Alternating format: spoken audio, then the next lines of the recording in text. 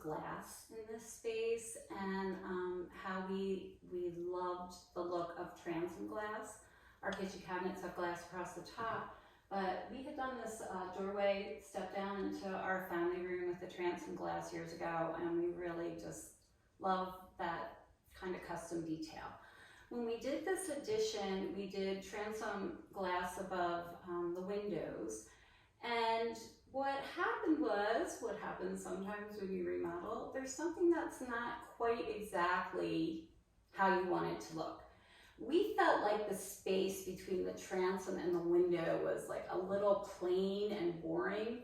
So we added this little architectural molding detail, kind of like a semi kind of circular look to it.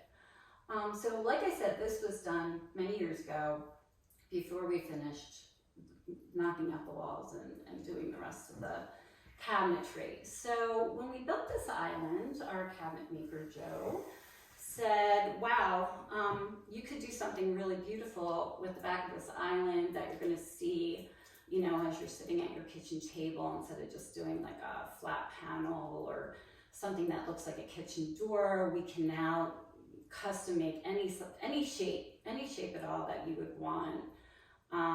Is there something that, you know, you think might work in that space?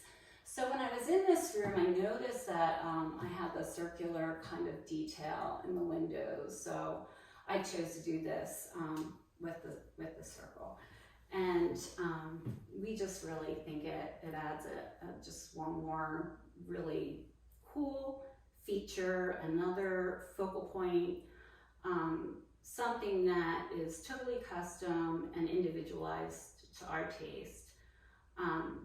My son thought we should put whoever's birthday it was pictures inside the frame here.